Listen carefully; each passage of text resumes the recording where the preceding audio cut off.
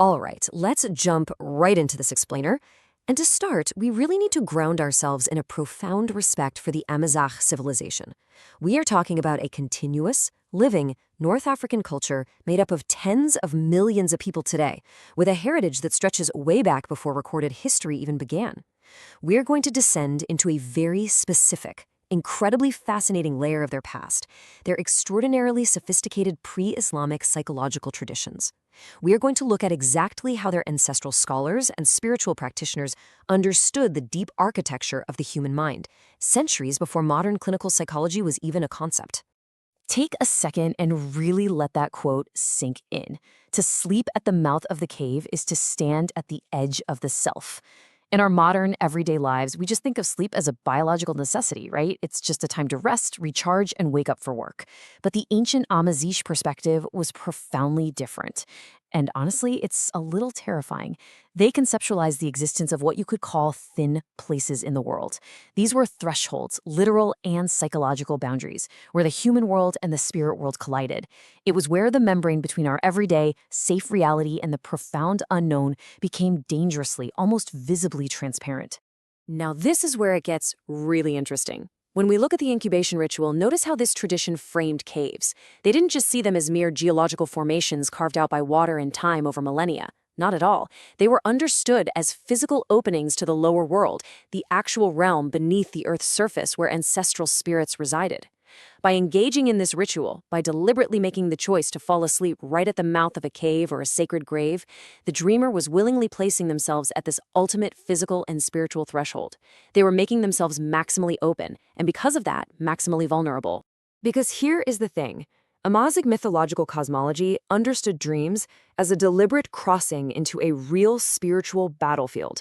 They absolutely did not view dreams as just random neural noise or some escapist fantasy your brain plays for you at night. The exact moment you closed your eyes and crossed the threshold of sleep, you were stepping into a deeply active psychological arena. This was not a passive state of rest by any means. It was a dangerous, high-stakes contest with forces that operated completely outside of conscious human control. And the connection between these two realms? It was absolute. It's like a giant puzzle where the waking world wasn't actually the main event. It was just the preparation. The choices you made during the day, the relationships you nurtured, the conflicts you ran away from, all of that directly determined how vulnerable you would be in the dream world. In this cosmology, the dream space was the actual arena where spiritual entities took on real forms and could engage with you face to face. Your waking life was essentially the armor you built to bring into the nighttime arena. So, when an ancient practitioner actually undertook the incubation ritual, they were deliberately placing themselves at that incredibly thin threshold for a reason. They wanted to make contact with powerful archetypal figures. They might be seeking out Anzar, a deeply powerful symbol of rain, fertility, and that vital connection between the sky and the earth. Or maybe they were looking for Al-Grazel, a legendary ancestral guide representing accumulated wisdom. But deciding to contact these profound figures meant accepting a terrifying level of risk, because when you open that threshold, you open it to everything. And that brings us to the shadows. In ancient Amazigh tradition, the legendary archetypal figure of Boughat represented the darkness waiting at that threshold. Now, Boughat was understood as a powerful subdeity, a spirit entity entirely focused on paralysis and dark dreams. This wasn't some generic monster lurking in the woods. This was a highly specific presence that inhabited the exact boundary between sleep and waking consciousness.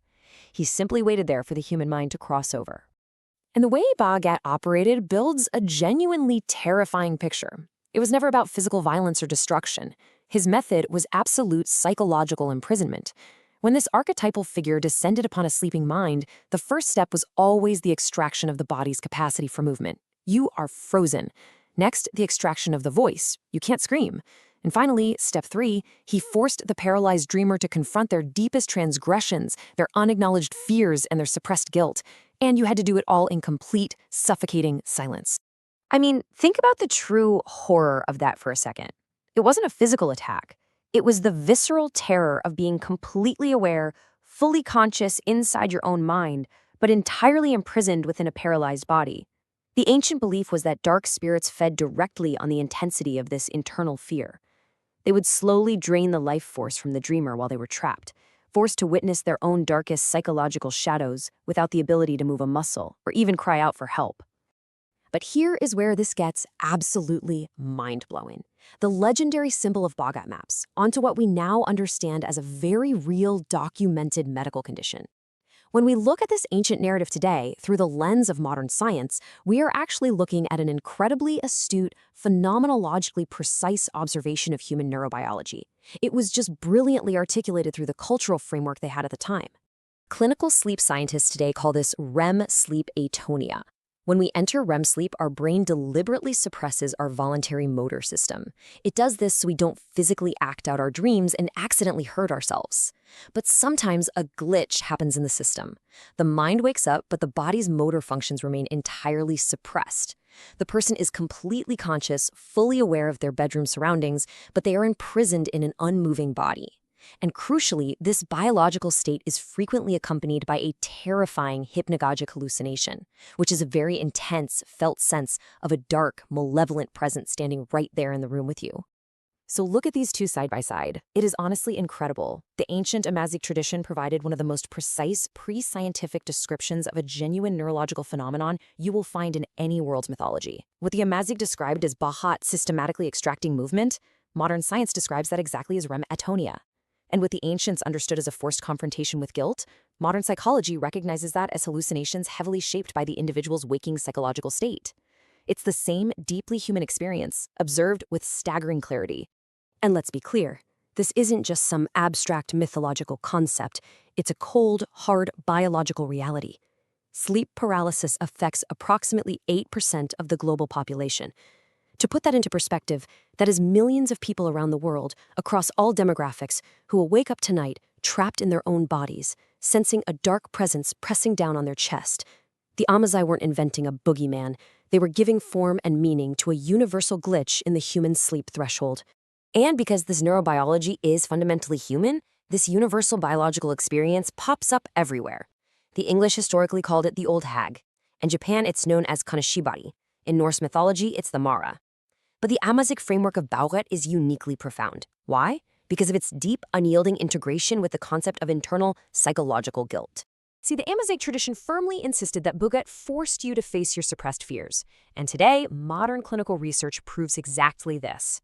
Studies show that individuals dealing with unresolved trauma, intense daily stress, and suppressed anxiety consistently experience far more frequent and significantly more terrifying sleep paralysis episodes. You literally cannot outrun your own unprocessed psychological material. If you hide from it in the waking world, it's just going to wait for you right at the threshold of sleep.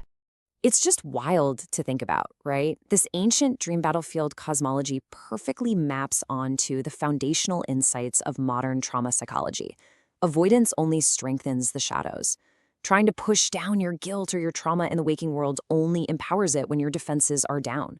Confrontation, while absolutely terrifying, is the only actual pathway through to the other side.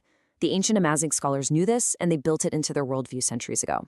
Which brings us to a deeply, deeply unsettling realization. If our human minds are literally designed to force these confrontations in a paralyzed state, where we have absolutely zero conscious control, where our everyday waking defenses are completely stripped away, well, how much agency do we really have over our own psychology? There is no running from Boughat, because the entity locking the door is you. The imprisonment is entirely internal. So as we wrap up this explainer and reflect on the sheer psychological wisdom of the ancient Amazigh tradition, we are left to wonder, if the waking world is merely preparation, how prepared are you? What is the true relationship between the truths we desperately refuse to face in the daylight and the shadows that inevitably find us, just as we cross the threshold of sleep?